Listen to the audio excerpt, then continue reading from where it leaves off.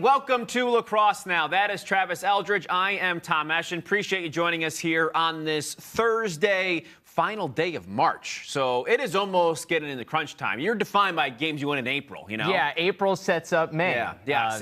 April wins bring May championships. Yeah, that's flowers, showers. Same kind of thing. So we have got some quick picks on the women's side to get you ready for the weekend around the country. We also have our big storylines in the men's game with our categories there and our midweek moment all ready to go today. Plus some terrific guests. Sam Swart from Syracuse coming off the dramatic win against Loyola earlier this week. She joins us, and the co-founders of Lacrosse For Life, along with some special guests joining us toward the end. Why you will see a lot of shaved heads across college lacrosse this weekend. So all that coming up. Biggest names in the sport for the out there and representing things for a good cause, too. For sure. But we start with something that's been making some waves on lacrosse Twitter today. Yes. It's us. I mean, yes, us and name and likeness and all of that, and image and likeness. Name, image, and likeness. But yes, I mean, the midseason All-American list for the men and women have come out, and some of the things we talked about are up for consideration as well, and conversation that is. And a lot of it comes down to positional things, who deserves it, who doesn't, and so on and so forth. Yeah, so a lot has been made about the fact that I had on my first team All-American list that I submitted for Inside Lacrosse, Tucker Dordevic as a first-team midfielder. Now, he's played midfield throughout his entire career, with the exception of he has been bumped up to the attack spot for a good portion of this season.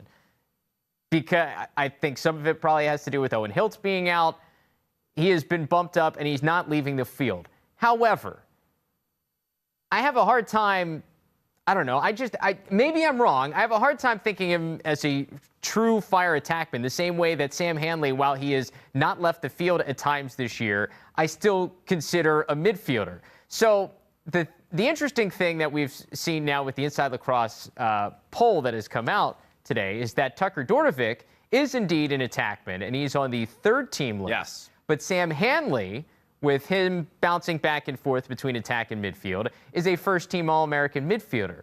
So I do think this is it's only going to become a more common issue throughout lacrosse, very much how we see it in basketball now, where you've got guards, whether they're shooting guards or point guards, or forwards who can be considered centers, or forwards that can be considered point guards. Like LeBron James, the way in which he plays with the Lakers sometimes could probably be considered a point guard, but he's not a point guard. Yeah, and I think that's the reason that all this conversation is happening, because there is a back and forth argument on it. It's almost as if, yes, Hanley did play some games at attack, and he also appeared out of the midfield too at times this year, and he's been known as that in his career. Same story with Dordevic, and coaches will fit in shape, and the midseason is also really tough to determine that too. You don't have the biggest sample size, whereas at the end of the year, I think a lot of these arguments will hold up a lot more. You can actually look at the full body of work and say, oh, he played, 10 games at attack, 3 games out of the midfield. He's an attackman. And I think that's when things will get flushed out. We're in the middle of the season. It's hard to really know what was, maybe you haven't even finished March just yet, who is what and where and what that will shake out to be the rest of the year. And I will say, it is part of the exercise in terms of, you got to narrow down who are the best attackmen and who are the best midfielders in the country.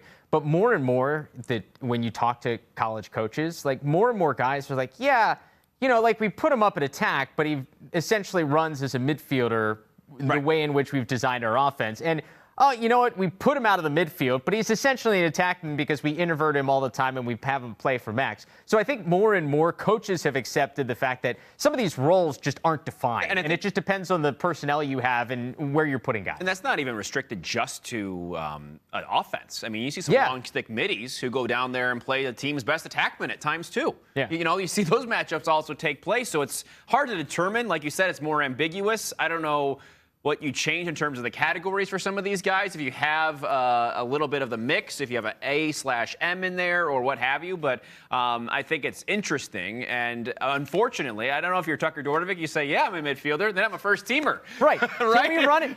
Hey, coach, can we run me out of the box here for twice? A handful of games, and then we'll put myself back in the midfield? Not even for a game. Like half the game he can do it and say, hey, I'm a first-team midfielder. I mean, he's a third-team attackman. He's a first-team midfielder. midfielder. Because when you look at what he's done for Syracuse's team, I mean, this team doesn't have the number of wins. It doesn't probably have half the wins they have without him. He's a first-team All-American. He's a first-team All-American with how he's played for the first half of the year. And if he's labeled as an attackman, that's such a stacked position these days. It's hard to break through there, even no matter how good you are, because there are some guys that have been standbys there. So if you are someone like Dordovic, who hasn't played that position for his whole career, known as something else, you're not going to be already entrenched in a lot of the voters' minds as, oh, he's one of the best attackmen in the country, because he hasn't played that position up until now. So it is very difficult to say, for him, be like, well, how is he's getting penalized in all of this, and I don't know if that's fair. Well, I mean, think about Matt Moore from Virginia. He was a guy in a similar situation, was an All-American midfielder, got bumped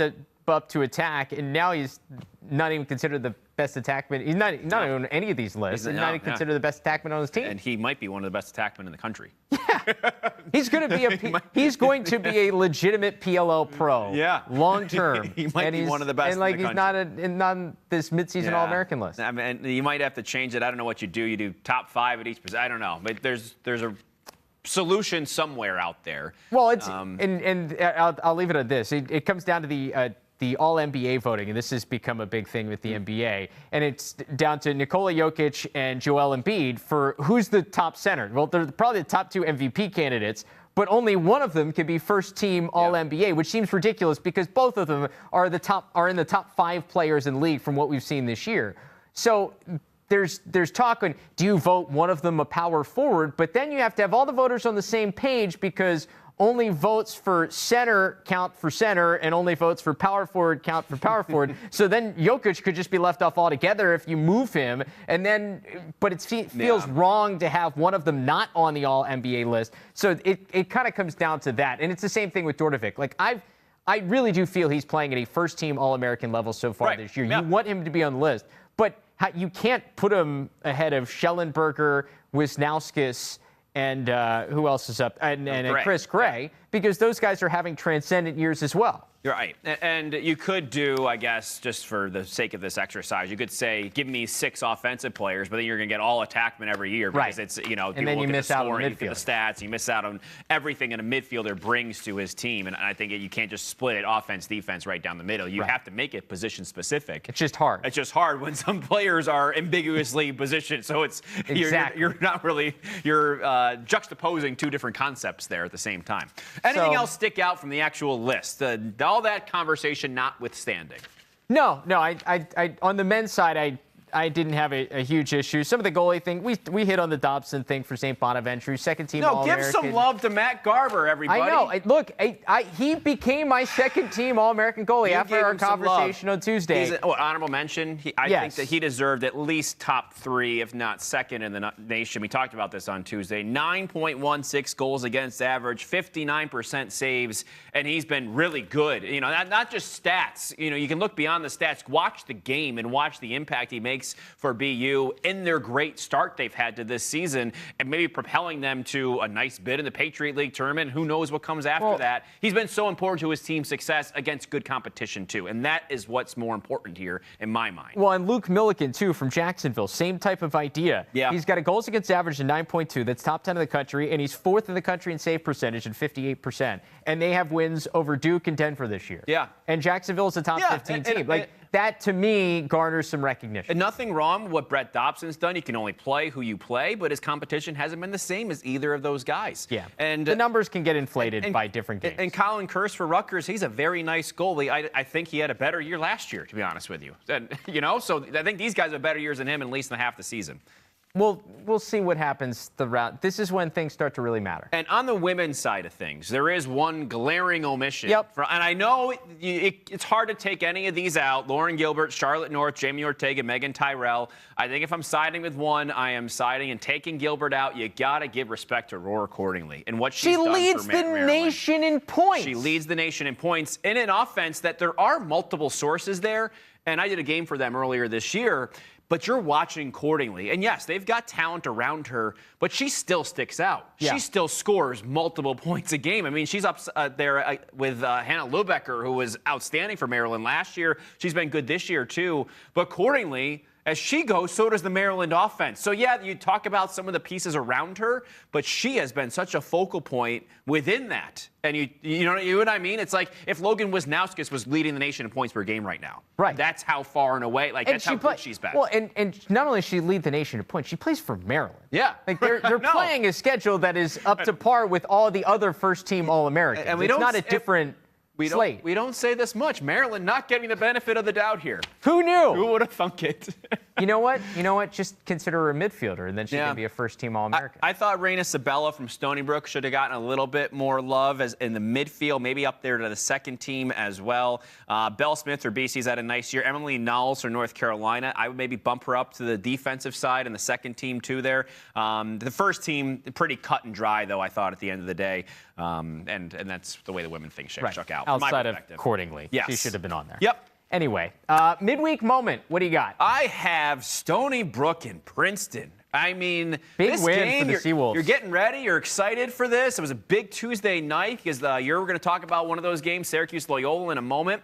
And I know he told me what it was beforehand. Spoiler alert. Yeah. Stony Brook blowing out Princeton 16-8, and a really impressive performance for Stony Brook, as that was the first single-digit scoring day of the season for Princeton, who has a really good offense, and their defense just hasn't done it. 7-1 was the score after the first half. So Stony Brook came out, and they've struggled at times this year with their starts. They've done it in a few different games. Johns Hopkins was an example of that, as was their game at Northwestern. Games where they didn't start so well. They started really well in this game as well. Hampel had 3 goals, 3 assists. Allie Macera, how good has she been? 2 goals, 2 assists, 12 draw controls, 3 caused turnovers. And they caused problems all the way up and down the field. Princeton failed on 5 clears. They were 16 for 21 there. And just a performance for Stony Brook that showed us how good they can be. Yeah. And Princeton, some of those questions we've had throughout the year, mainly their defense, answered a bit here as they could not stop Stony Brook. This game, I think, says a lot about the Seawolves and how far they've come in terms of, all right, not just a great national story that is going to flare out. Like, they are legitimate Final Four contenders. To go on the road and do this says a lot. And I love that they had a bunch of great videos that came out of this game on social media, especially the reaction stuff at the end, the fun stuff. But there was a video, and they had Joe Spallina talking before the game, and he was preaching to the team about these are the games that make a difference in May. And they knew that this is the type of game. You beat Princeton. When it comes down to seeding, these are the games that make you avoid playing Boston College and North Carolina at the end of the year when it comes to the quarterfinals and gets you to championship weekend, because that's a huge deal. Avoiding playing one of those top 2 teams from what we've seen so far this year is a huge difference maker for some of these programs, whether it's a Stony Brook, a Syracuse, a Northwestern. If you don't have to play them in the quarterfinals, it gives you a chance in the championship week. And I would say few teams have been impacted more by negative seeding than Stony Brook over the last 5-6 years. That is for sure. So they are earning their spot, as maybe more so than anybody else ever has, and especially this year. You go down to Florida and win. You win this game at Princeton as well. So they're playing the tough teams in their schedule, and they're winning these games. Now, they'll wipe through the America East, not going to get a chance to play in the conference tournament. But right now, the way they're getting these wins and the fashion in which they're doing so should get them, hopefully, a favorable draw, because they deserve it. Yeah, they're making statements. Yeah. Absolutely. For sure. All right, talk about Syracuse-Loyola. All right, Syracuse-Loyola. There was some controversy in this game. Talk about lacrosse. And in the end, there was a call that was made toward the end of the game that there was a block charge situation. It was called a charge. However, Deemer Class put it out on social media. The play probably should have been dead before the charge. So that is neither here nor there. When it comes down to what actually happened in the game, Syracuse builds up a lead, 14-9. They led. Loyola scores the final 4 goals of this game to make it 14-13. But the MVP for Syracuse, and the reason why this game could be a defining moment in the Oranges' season, is Kimber Hauer in cage. She plays all 60 minutes. We've said it all year. Syracuse needed to figure out the goalie situation. Kimber Hauer plays all 60 minutes, makes 12 saves, her first double-digit save game in an orange uniform. And if she can solidify that position, this Syracuse team becomes a legitimate national title contender along with the likes of Boston College and North Carolina, because they need somebody in that spot. Because you know what they have offensively. They're going to score with, I think, anybody in the country. Defensively, they got to figure it out. Some of the games that they've lost this year, it's because they haven't been able to get stops. Yeah. Can you get stops with some of the best teams in the country? If Howard starts to play like this, I think they can. Yeah, I think so, too. I think for Syracuse, they'll be defined by whether or not they can beat BC and North Carolina at the end of the year. For sure. And for Carolina in 2 weeks, by the way. On the Loyola side of things, I think that this is an okay loss for them. I mean, you go and compete with Syracuse all the way through. You make that comeback at the end. And still, to me, they could be a team that gets within that top 4 echelon at the end of the year. They showed that against Syracuse. They played right with everybody they've been up against this year, and there's some teams they've blown out too. So I think that Loyola doesn't have anything to worry about right now. They have a lot of toughness on this team, as you've noticed. With that experience comes some toughness, and it feels like they've got a bit of a chip on their shoulder.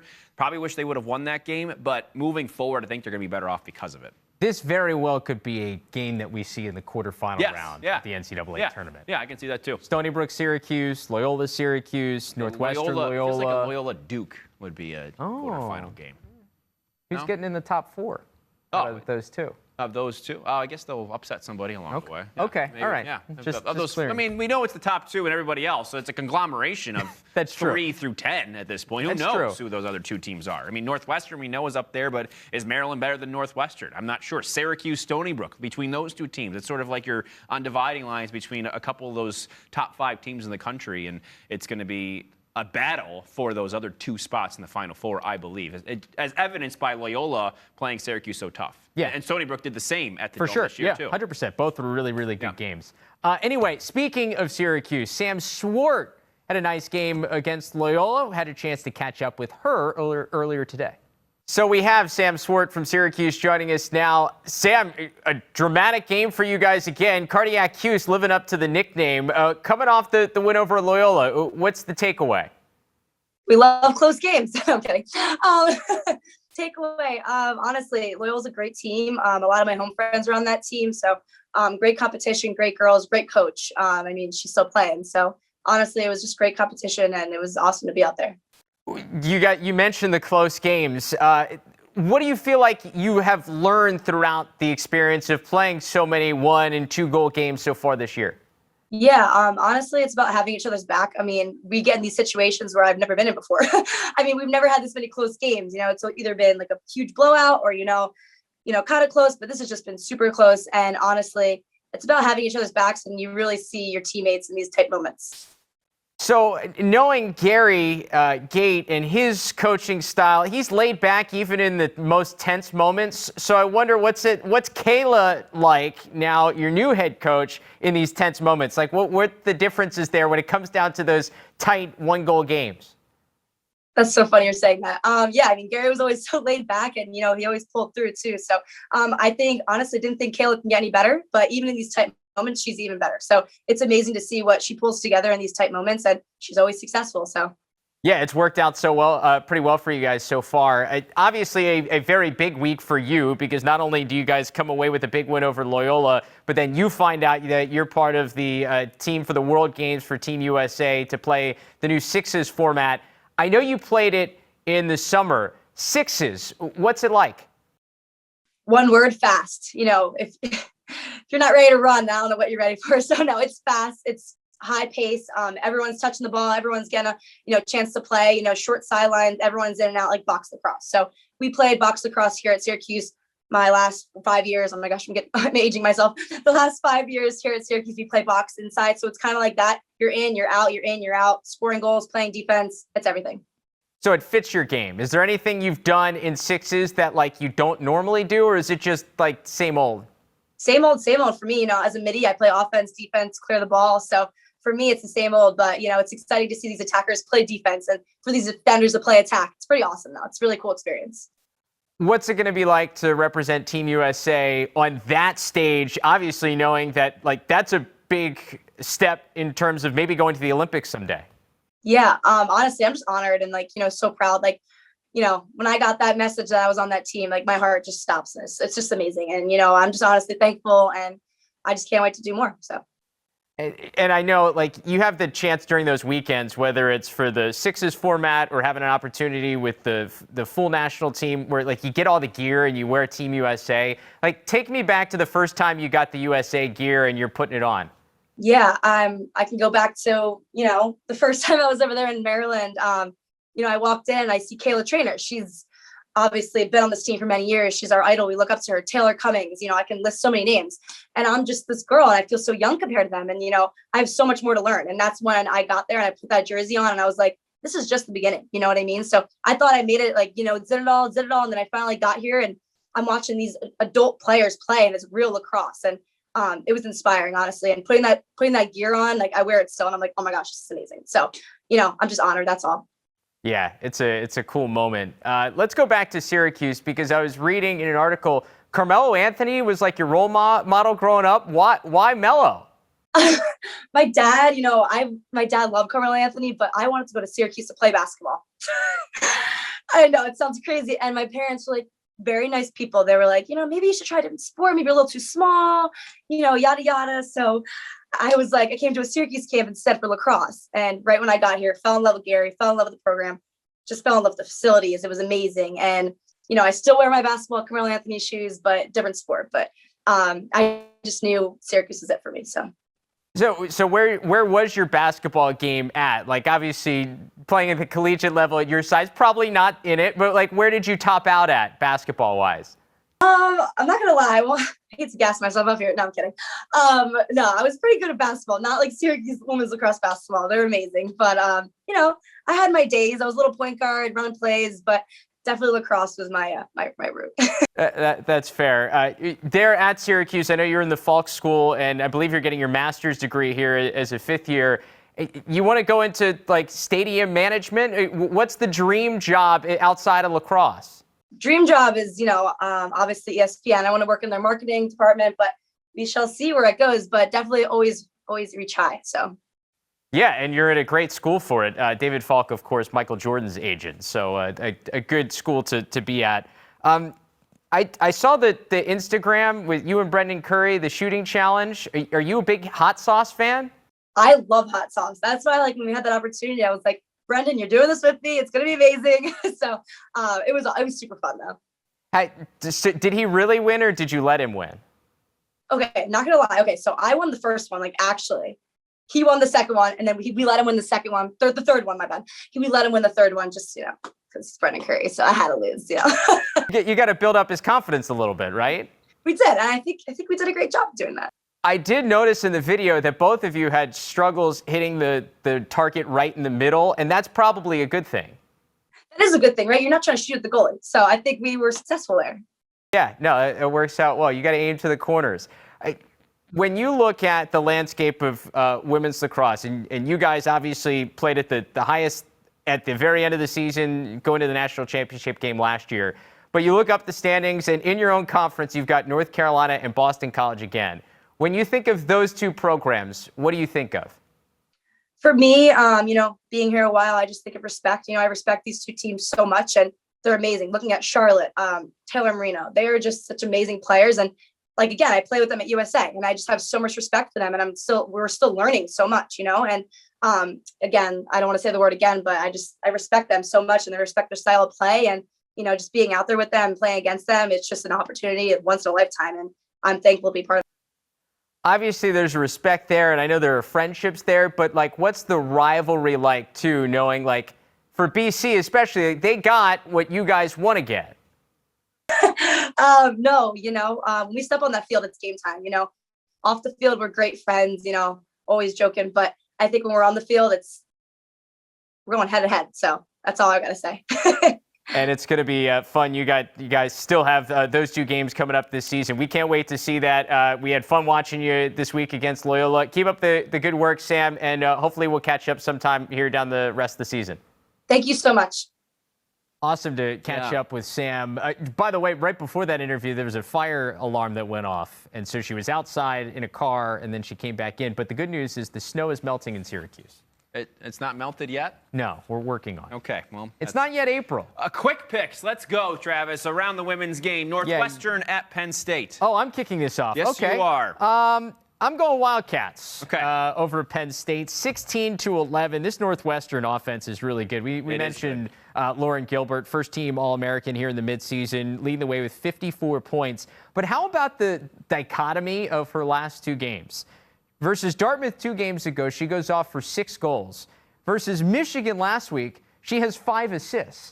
How many players in the country are able to do that, where you can do both at an elite level? I think that makes her stand out. 8th in the country at the moment, almost 16 goals per game as a team. So I like Northwestern to win this one. Let's go out west on Friday, 7 p.m. Mountain Time, if you keep time that way. Colorado at Stanford. I guess it's going to be 6 p.m. Pacific Time if you want to go that way. Second half of conference play here in the Pac-12. For 1 hour. Colorado, I think, can win this game 16-14 over Stanford. They met back on March 25th. Colorado won 17-16, back-and-forth game. Bayako had 5 goals in that loss. So, I mean, that was a nice performance from Stanford. They scored after a Colorado yellow card late in that one.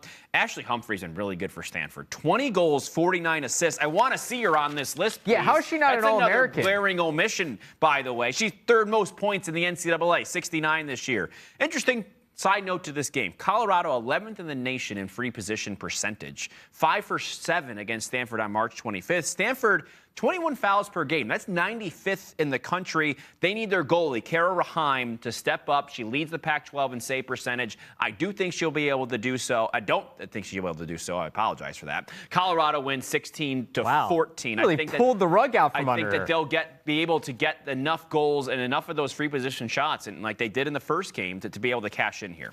All right, let's go to the ACC. This is the Andy Aldave game. We got Notre Dame at North Carolina. Andy Aldave, of course, was at Notre Dame using this grad transfer year to go to UNC. I think UNC is too much in this one, though I think maybe the Irish keep it a little bit closer than you expect. 17-13, I've got this one. To give you an idea of how good North Carolina has been as a team, they are 2nd in the country, up over 18 goals per game, giving up the 6th fewest number of goals and just 8.82 goals against so far. And one of the reasons they've been so good in both is their ability at the draw circle. 4th in the country, they're getting possession 61% of the time off the draw circle. I mean, that is elite stuff in the women's game, considering it's essentially a 50-50 ball when that ball goes. Not when North Carolina's playing. But not when North Carolina. They're like 60-40. Knowles, all them around the circle. They get it. Makes a big difference. So I got Carolina. All right, JMU at Hofstra, 12 p.m. Saturday. Little CAA tilt here. Our specialty. JMU is going to win this 12-9. Ooh, low scoring. JMU with wins over Richmond, UVA, Maryland, and Towson over the past couple weeks here. So they are rolling. Hofstra's lost 3 straight. Tough games. Stony Brook, Vandy, UConn. Isabella Peterson's been so good for JMU as of late. 6 goals against Virginia, 5 goals and assists against Maryland, same against Towson. The only thing that can slow JMU down a little bit more here, Jess Smith, 9.08 goals against average, 53.4% save. So she's been excellent here. Molly Doherty, 11 saves against Maryland, had her on the show earlier this week, too. I like the goalie battle. I think that's going to keep things a little bit lower scoring. Peterson has to go for JMU to be successful. I think she goes just enough to do so. Well, I love what Molly Doherty told us on Tuesday about Isabella Peterson. I'm like, what's gotten into her? And she's actually roommates with her. And she's like, she realized nobody can stop her. And it was like, okay, I guess it's that easy. And that's exactly what it seems like she's doing. Speaking of Maryland, the Terps who lost to JMU a couple of games ago, a bounce-back effort against Georgetown with a 15-3 win this past week. They go to Hopkins, little rivalry action in the Big Ten. Aurora Accordingly Bowl. Yeah, exactly. But I think the Terps are too much. I think they get this one 15-9. Aurora Accordingly against her old team. As we mentioned, she has to be a first-team All-American at this point in the year from what she's done for this program. And to walk into Maryland with all the talent that they have and to be the person as a transfer like this, I think it says everything you need to know about how terrific of a player she is. I mean, she's not just walking into any program and taking over. She's walking into Maryland with the schedule that they've had. And I know they lost to JMU, a couple of losses here at the beginning, or just one loss at the beginning part of the season. I just think I think this team's too good. I think they get it done against Hopkins. I think their big wake-up call came in the loss to JMU For this sure. year. I think that they'll cruise, and that includes maybe a game against Northwestern here down the road that I think that Maryland will be inspired to play against. All right, Virginia at Duke. 1 p.m. Saturday. Virginia at 6-6 now, Duke's 12-1. Yeah. And I like Duke. I think that I know Virginia's played a tough schedule. I just don't know if they have it. And you look at where their advantage usually lies. That's the draw control circle. Aubrey Williams, a second-team All-American. Good luck. She goes up against the first-team All-American, and Maddie Jenner, first team this past on the midseason All-American list. So you negate that entire advantage that Virginia usually has. That hurts. And Duke, #1 offense in the country. Virginia allowing 13.2 goals per game. Duke's going to win this one. They seems like every game up against 6, 17, 18 goals. Hard to stop. Yeah, they lead the country in goals per game. Yes, they do. So far this season. #1 offense in the nation. That's another way to say it. Yeah. My bad. By the way, 17-11 the final. By the way, Virginia, I feel like they've been in all these games. They just haven't figured out a way to win these games. I think that's the difference. Intrigue here. Both teams coming off of kind of weird wins. Duke just beat Liberty 8-7. Yeah, weird. It was that caught me ugly off guard. game. UVA beat Louisville 12-11. So I don't know, like Duke, I picked them, but it could be a little interesting. Okay. How about, this is speaking of interesting, little out there in terms of, we got like West Coast versus East Coast this weekend, non-conference action. Arizona State at Rutgers. Second game of the weekend for both of these teams. Rutgers plays Michigan, a game that is happening as we are taping this. So a big Big Ten battle on a Thursday for Rutgers at home. You got Arizona State going to Stony Brook on Long Island on Friday before they get to this game on Sunday. I've got the Sun Devils in an upset. 14-13. This is an Arizona State team that obviously had the big win over Colorado, was the one that kind of put them on the map in terms of some notoriety here. They've had some tough losses out there in the Pac-12 against some other good programs. I think they're due for another one. They played Michigan really tough earlier this season to start off the year. I think they need a big game from Emily Glagalev, who's been really good. Her last 3, 9 points against Colorado, 6 points against Stanford, 10 points against Cal. I think if she goes off, they have a chance to knock off the Scarlet Knights. Yeah, and quick turnaround for Rutgers. 2 days at that after a rivalry game. Right. So yeah, Arizona State's got to play Stony Brook too, but yeah. you know. I know it's a little bit, the East Coast trip, Arizona State's, you're kind of like out there already. It's like, why not just play lacrosse? Just do it. It's a little, nothing else to worry about. Yeah. Okay, moving on. I've got USC at Michigan, noon on Sunday. I like Michigan in this game, 12-9. Another one of those West Coast, Midwest matchups, if you will. USC with wins over Colorado, recently 17-10 over Arizona State. Michigan coming off a loss to Northwestern. Michigan's offense has been very diversified this year, moving on from Molly Garrett. 9 players with double-digit goals. Caitlin Meade and Kaylee Thompson both with 20. They've been decent this year, too, defensively. Ariel Weissman has been the best goalie in the country. She's a first-team All-American. So we talk about these goalies, Taylor Moreno all the time, Madison Doucette, a part of the Sixes team. Yep. Ariel Weissman's the first-team All-American in the women's game. 55.3% saves, 7.64 goals against average. Shout out to their defenders. Maddie Burns, Morgan Whitaker, Catherine Galzerano, double-digit caused turnovers and ground balls for all of those players. I just like the way their defense is rolling right now against a USC team that has a couple of nice results. I don't think it's going to be nice enough. They just lost 18-13 to Princeton, so didn't score enough in that game against Princeton team that we don't think has the most elite defense. Going up against a good one in Michigan and who can score too. 12-9 Wolverines, Big Blue. Yeah, it's like the Big Ten Pac-12 challenge this weekend with those games. You're right. That's a good point. So there you go. All right, let's turn our attention to the men's game now. Time for some categories. Most intriguing game. Do you want to kick us off? I sure will. 3:30 p.m. Saturday, Penn and Yale. Their last 3 games they played all came in 2019. You remember that year? In which the triple overtime win. This series was amazing. And then Penn won again by a goal, and then the NCAA tournament, they couldn't beat them 3 times. Yale 19-18 over Penn. So what a memory we have. Unfortunately, you have to go back, 3 years to remember it. But that's, at the same time, these two have had a lot of intrigue. I wonder if Yale is for real here, because I feel like this is almost a defining moment in their season. Yeah, you beat Princeton last weekend. That's great. You have that nice comeback against Cornell. You lose that game, had the early loss to Penn State in the beginning of the season. I guess for Yale, this is sort of a test that can say, well, are they a contender, to win this conference and maybe make a run at the end of the year? So that's my big question for them. And then when it comes to Penn, you come off a 15-11 win over Cornell, a nice victory. You scored 15 goals in that game after you scored 20 against Princeton in that overtime loss. Don't know, how close, and probably assuming it's going to be a one-goal game because that's the kind of games these two play and that kind of game that Penn plays this year. So this is the most intriguing matchup. And what do you do in terms of some of these matchups? Do you put a Chris Fake on a Sam Hanley even? If Sam Hanley's going to go down there and play some attack, and you get Fake out there and have that matchup, which should be a heavyweight matchup at that. So that's my most intriguing game of the weekend. Yeah. You said talking about like we're going to find out stuff about Yale. I feel like we're going to find out stuff about Penn too. Because as Penn's number 4 in the country, but like you get the big win over Duke, nice win over Cornell, but like I don't know, I'm not completely sold on Penn yet because of like everything they lost from that team in 2019. That was so close to being in the Final Four.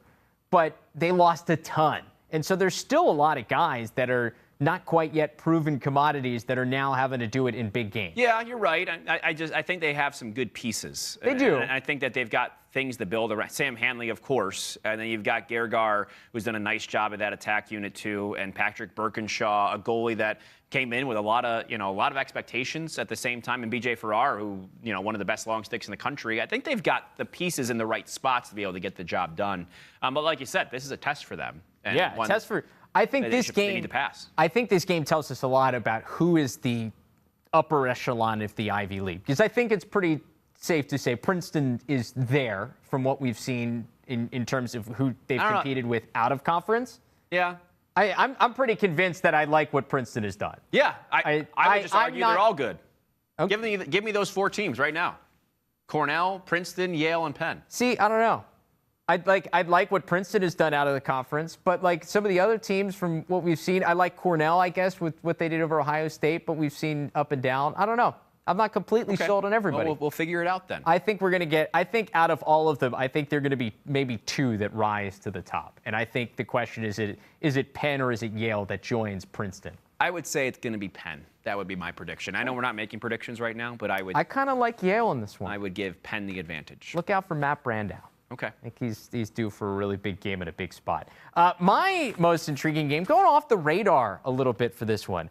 How about High Point at Jacksonville? This game is really intriguing because there are essentially 3 games in this league in the regular season that are going to help set up what the tournament's going to look like and then who's going to represent this league in the NCAA tournament. And I'm going to be honest.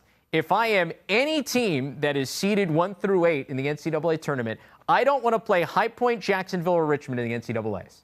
No. I mean, that. Those are the teams I do not want to see. One of them is going to be in there. So this game for Jacksonville, I think, is gigantic because we saw what they've done in the non-conference schedule. They had the loss to Utah, but now they've blown out 3 teams that we expected them to beat here 3 in a row. So now it's, all right, let's get down to business. Time to figure out how you do this in conference play.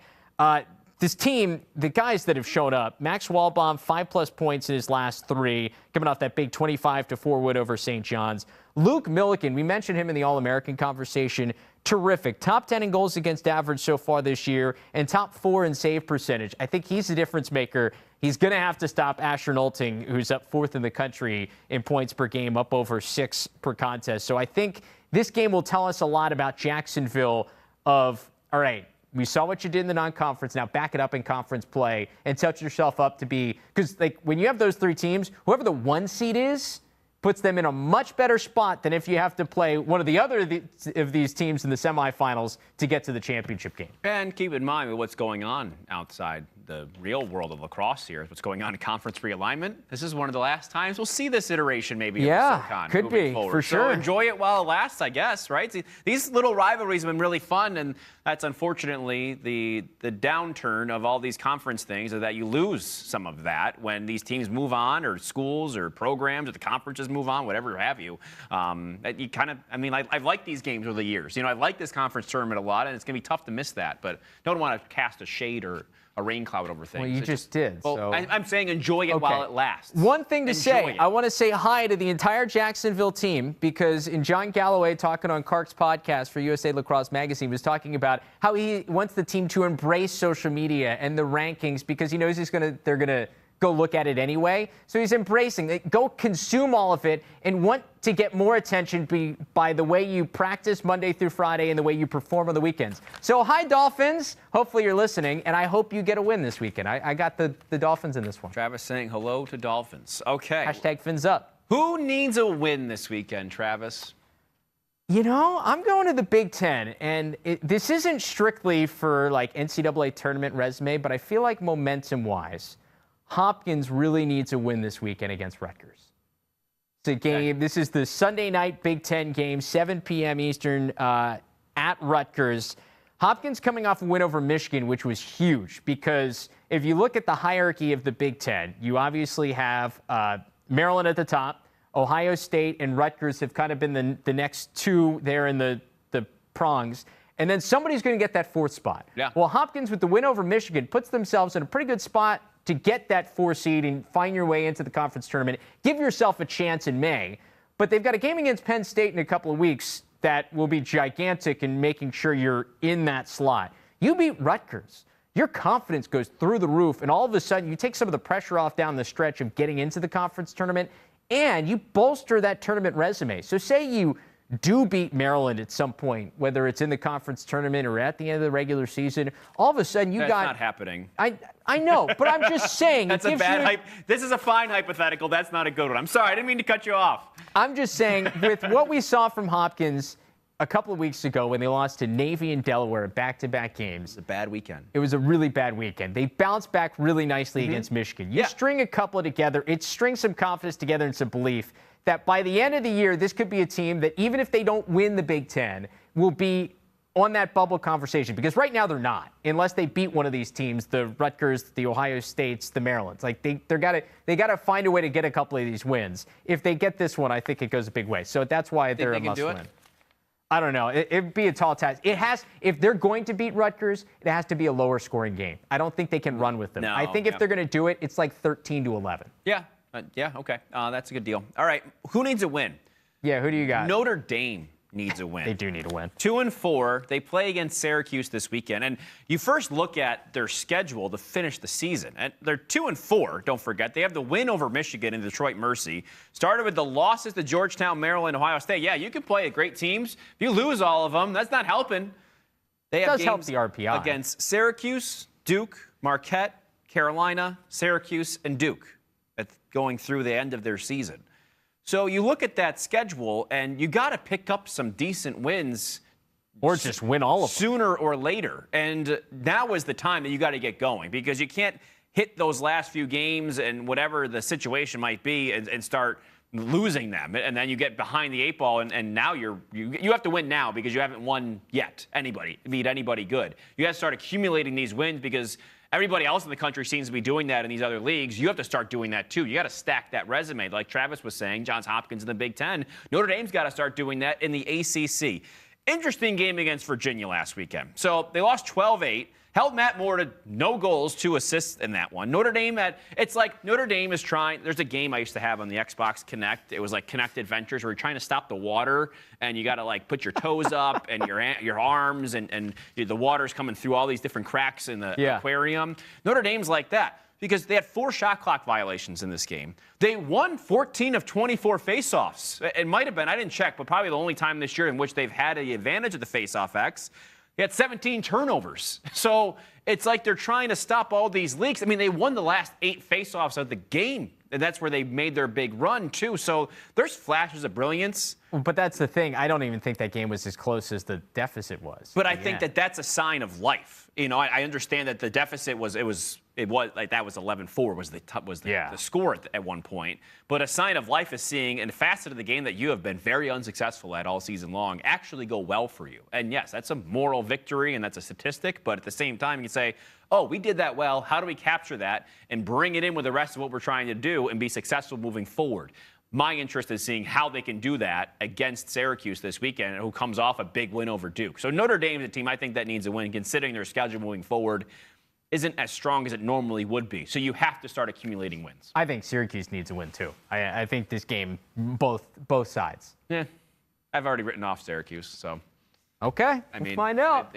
See what happens. Tucker Dordevic, first-team All-American in my book. Yeah, he is. He's been absolutely fantastic this year. The rest of the team has not. All right, big weekend in the state of North Carolina. Gigantic weekend, because not only do we have maybe the biggest Final Four game in the history of college basketball, with Duke, North Carolina meeting in the NCAA tournament for the first time in Coach K's final season as the head coach at Duke, but earlier in the day on Saturday, we get Duke Carolina men's lacrosse. So we're going to pick both the games, Duke-UNC rivalry. Do they go the same basketball and lacrosse, or do we have different results? Yeah, I think they're going to go the same way. Who do you like? I think they go one direction in particular. They're going the way of Duke. And, now is you probably feel the fever on campus, and you've got stars, it feels like, on the Duke side. Yes, Chris Gregg is a star as well, but Duke has that stacked, feels like, roster of stars that are all going to be in the NBA lottery, and that's what you look at the Duke lacrosse team and see. I mean, Pablo Bencaro, is that Brendan O'Neill on that side of things? And it's a matter of those stars shining the brightest for Duke. And I know that there have been some questions, and you wonder exactly what they're all about this year, because they've been inconsistent. And now it's been inconsistent for a while, it feels like, since even last year with Michael Sowers that came in. And Sowers was great. You never really felt like they clicked. And I think that's the same this year. But in a game like this against North Carolina, that is when guys just start taking over. And I feel like Duke has the capability to do that against North Carolina, who doesn't sport the best defense that they've had in the last few years. And I think that you got guys like McAdory who can fill it up at any moment. O'Neal, who can help facilitate that as well. Nakai Montgomery, Dyson Williams. You got name after name that can get the job done. And that's how I feel on the basketball court, too. So I think Duke goes 2-0 on Saturday against North Carolina. Okay. I think we get different results between these two games. So on the lacrosse side of things, Duke desperately needs this win. They do. I mean, if there's a sense of urgency, it has to be shown in this game, because not only is it a rivalry against a team who's top 10 in the country, but you haven't shown it in these games yet this year. We talk about Duke teams in February. Well, we're seeing those same Duke teams we're used to seeing in February now into March, and we're now in April by the time this game is played. So I think this is a game they have to show up. Brendan O'Neill has started to show up. Yeah, he's coming on. His last he's got 3+ goals in his last 4 games. I talked about that Towson game from a couple of weeks ago. I do think that was a bit of a turning point in him realizing, okay, I can try to take over this team. Now, there needs to be a sense of urgency for everybody else. Like a Joe Robertson, this is it, man. It's time to go. Dyson Williams, Sean Lowley, these guys have to add in, because too many of them, the supporting cast, have been inconsistent for the Duke team. So I think the Duke lacrosse team gets it done. North Carolina, if there was ever going to be a sense of urgency for the Duke basketball team, you would think it would probably be the final game of Cameron Indoor and that Coach K is ever going to coach, right? Yeah. Well, we didn't see it against Carolina at the end of the regular season. I don't get the feeling about this Duke basketball team that they're just going to go and take over and win this game. I think the Heels can surprise them. I'm not going to get into the basketball debate with you right now, but I disagree. Lacrosse-wise, I do disagree. Okay, lacrosse-wise, though, I agree with you, and I think Duke gets it done. That game in Cameron Indoor was an outlier. You got all these alums there. There's a lot of nerves and there's a lot of pressure, and I think that they've turned it on. But that's a different story for a different day. Face-off battle for Duke Carolina will be great. Naso versus Tucci, both of them right around 57% so far this year. I think that's going to be and Carolina's got a couple deep that you can bring in Tyler R to change things up. For sure. One thing we need to watch that I don't think a lot of people are talking about enough just yet, Chris Gray is 23 points away from the points record, by the way. And he's almost, he's going to have a couple, I think, more games in hand compared to Lyle, but Chris Gray's almost there. He's about to break the all-time points record. Just something to keep an eye on here when you're watching that game, which I think will be a shootout, too. Yeah. I think there's going to be a lot of goals. I think the basketball game's going to be the same way. Okay. In the 70s. Well, enjoy the battle for Carolina. Should be a really fun Saturday. Nice. With both those games included. All right.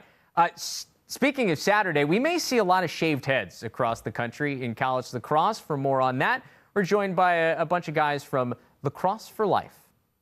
So we are now joined by a whole host of guests. We'll run through them now. We've got the co-founders of Lacrosse For Life, Tommy Hale, Ben Baranker and Connor Fox joining us, all former Brown lacrosse players. Now we got some current players as well. Mark O'Rourke from Bryant, Owen McElroy, the goalie from Georgetown, and Chris Brown from Providence. Huge appreciation for all these guys for joining us. We're going to start with the founders from Lacrosse for Life because it's a big weekend here coming up. And Connor, we'll start with you about where this idea came from for Lacrosse for Life, where we're going to see a lot of shaved heads here this weekend once again. Yeah, absolutely. Thanks for having us. Certainly appreciate it. This was born out of a fundraiser that Tommy, Ben, and I participated in our freshman and sophomore years at Brown. Similar model, shaving our heads to support cancer research and awareness. We had always had a drive to do something on our own, start our own philanthropic initiative. And it was something that we had always gotten excited for each year, as did our team.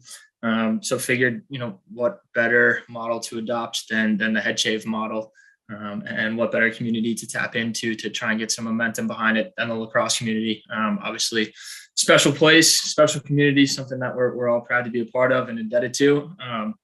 So adopted that head shave model.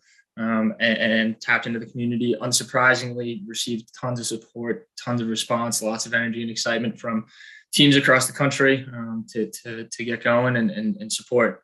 So very thankful that we've been able to do this thing and had the support that we've had. And that's sort of where it started. We think, obviously, in the grand scheme of things, shaving the head for a donation to be made in your name and the program's name is a fairly small sacrifice. When you zoom out and sort of look at things on an all things considered basis. So that's where we got started. Yeah, and we continue on here this year after missing a year due to the pandemic. Obviously, it made it difficult for everybody. Tommy, pick us up. The first time we had a chance to do this, now to year 2. Where are we at? Yeah, so I'll just, start back on the first year, our inaugural event. For Lacrosse for Life that took place the first weekend in March 2020, right before the initial COVID shutdown.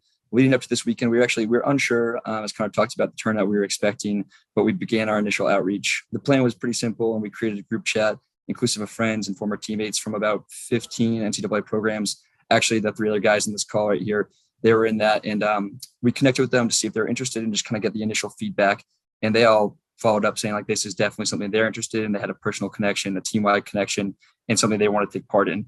So this core group of, initial shavers was really kind of what we expected the extent of the whole year 1 2020 event to be.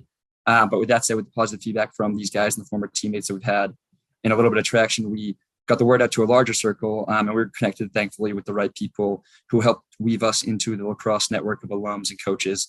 And we picked up from there, getting outreach out to about 50 or so programs who all shared the same positive feedback and said, this is a great event. We want to take part in it. From that point, we kind of had a couple of top tier teams start posting their week ahead social or their shaves on their social, and people started flowing in with inbound interest. So about 40 other programs came up to us via DMing or via email saying, guys, this is pretty cool. We want to take part of it and get involved here. So when the dust settled, we had 92 programs across divisions 1, 2, and 3, all in 2,109 kids, coaches, players, and trainers took place. And the events this year, as well as 2020, was about $1,000 per head. So we totaled over $2.1 million, and every cent of which actually went to Boston Children's Hospital in that event. So we found the programs rallied together to get behind a great cause, sacrificing for something really meaningful. And with the profound impact of this, we saw firsthand the host team, me, Connor, Ben, we got together and figured, okay, let's drive this. Teams will get behind it and they'll rally, and we can make a real big lasting approach here. So we created a 501c3, which is where we are now. And that brings us, to this year's event, which I think Ben could touch on. Yeah, Ben, I know it's a different charity in Dana-Farber, the Cancer Institute here in Boston, that is you're fundraising for this year. Walk us through where we are at here now in year 2. Yeah, we're really, really excited. So we began the process about a handful of months ago with the same kind of approach, just reaching out to teams, establishing that foundation, fellow teammates, friends, trying to gain some support and traction for this year.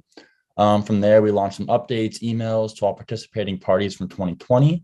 And with some help, we shortly followed with an email blast to all the college coaches Shout out to Pete Sess at 3D Lacrosse for connecting us with his network. We got a huge response from a ton of the coaches who were psyched to be participating in round 2.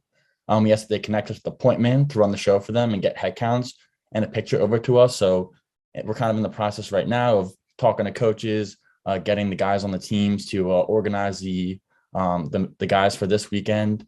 And so far, we've heard from about 40 teams, each going to be participating with varying numbers, but we're thinking we're approaching about 1,000 shavers and growing rapidly. And last year, just as we get closer and closer to the event, the teams just start flowing in faster and faster. And you can kind of start seeing this year, a few of the teams that are on spring break have begun shaving already.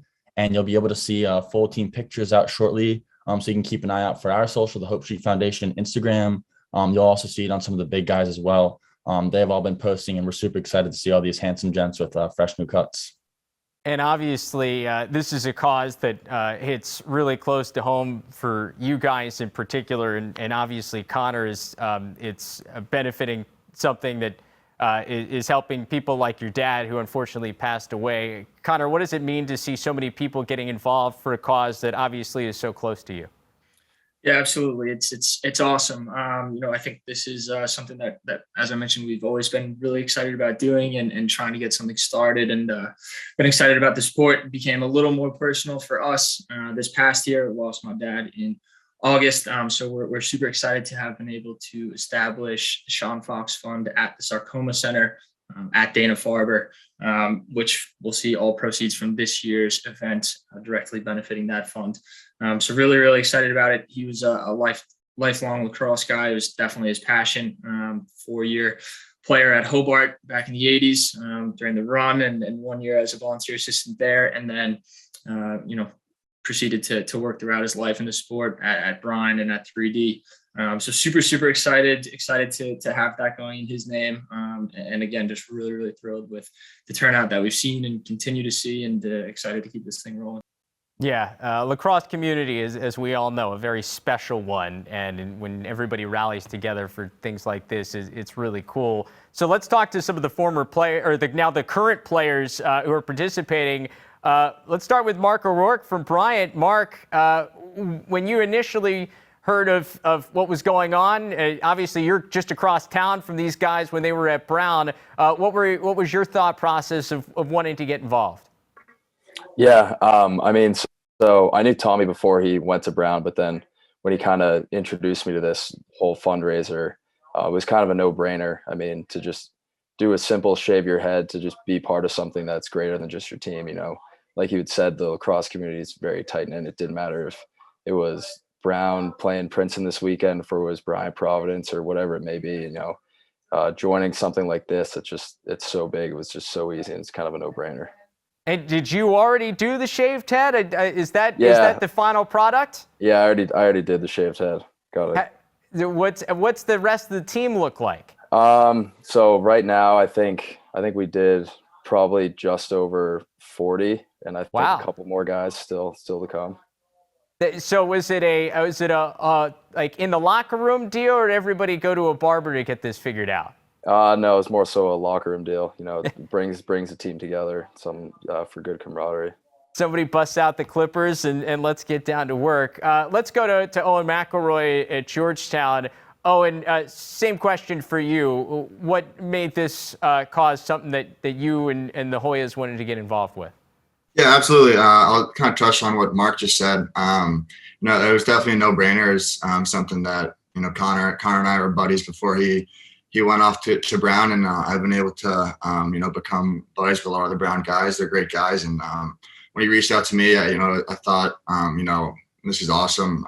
When you put in perspective, like he kind of spoke to earlier, it's really so easy shaving your head and rocking the buzz cut for a few months compared to what a lot of other people have to go through, a lot of other families have to go through. And it brings awareness to the issue, and obviously it's for a great cause, raising money. So over here, once I got the text from Connor, I was super stoked, and I tried to get as many guys, many Hoyas as I can to rock the buzz cut for a few months. So you got a nice head of hair there, Owen. What's it going to be like when it goes away? I'm excited. The past 2 years I've kind of cut it all off, so it's kind of tradition now, and it's a good feeling to walk around and feel the fresh air on your skull. So I think I should be getting it off Sunday, I think, before we travel or after we travel out to Denver this weekend. So. Perfect, and this is a good time to do it too, because it's starting to get warm down there in DC, so it's not too chilly on the top of the head. We were talking about this before we got going. We got Chris Brown for Princeton, who's got a big game against the alma mater of a lot of these other guys with Princeton and Brown. Chris, how cool is it to support obviously one of your competitors in the Ivy League, but I know something that you care so much about? Yeah, no, it's been awesome. I mean, obviously competitors on the field, but one big community off of it. So had a teammate, Luke Anderson, who's the one who's really spearheaded the whole foundation, the Shaving Our Heads here at Princeton. But we're really just grateful to Connor, Tommy, and Ben for giving us a chance to participate and kind of raise money for such a good cause. Do you want to take a little shot at Brown on your way out here? You got a big game this weekend. Yeah, I'll wait till after the game. I don't want to give any more fuel to the fire or anything like that. Well, guys, we appreciate the time so much. For people that are watching this video, we've got the where people can go to donate. If you're listening to us in the podcast version, we'll on our social media, we'll share the link on how people can get involved to help out Lacrosse for Life and now the Hope Street Foundation. To everybody, we really appreciate all the time. Thank you, and you have our support. So keep up the good work. Thanks, Travis. Thanks, Travis. Thank you, Travis. So awesome to catch up with all those guys, and we'll have the link for how you can donate on our social media pages if you want to help out Lacrosse for Life, such an incredible cause, and they're raising a ton of money. So it'll be cool to see less flow, more clean-shaven more heads dough. under. Less flow, more dough. For those. You should copyright that. Yes. Anyway, let's finish up with some NLL. You should shoot me an email. They can use that. I'll let them. Yeah. Okay. NLL. What game are you watching this weekend? Tonight. I'm watching the game tonight. Okay. While we're on Thursday. the air. So it's 7:30 p.m. Eastern. Bandits Wings. And yes, the Bandits are 12, but we talked about this before. Bandits are must-watch TV, it feels like, whenever they get on the floor, when it comes to the dynamic offense they have. Matt Vince in goal. They are so much fun. Steve Priolo, they are a ball to watch. And then you got a Wings team. Kyle Jackson now maybe changing a bit of the chemistry there. A goal and 5 assists in his debut. Big game. He brings this energy in, and now it's now or never if you're the Wings. This was a dominating performance for the Bandits last time in Buffalo, 17-5 on March 12th. I think maybe the Wings can give them a game here at home this time around. It should be a lot of fun. Unlike Eric Church, the NLL not canceling games due to Duke, Carolina in the Final Four. So I'm going to Saturday night, get a couple of screens ready while you're watching the Final Four games. We got Seals and Rock, an East versus West battle. We've been talking about this all year. How good are some of these teams at the top of the West compared to what we see from 4 up in the East? Well, this is another perfect example. The East has dominated the West all season long. I think I'm really intrigued to see if the Rock win this game. It just continues to tilt the scale. This is a huge game for the Seals to show not only that they are the top team in the West, but they're a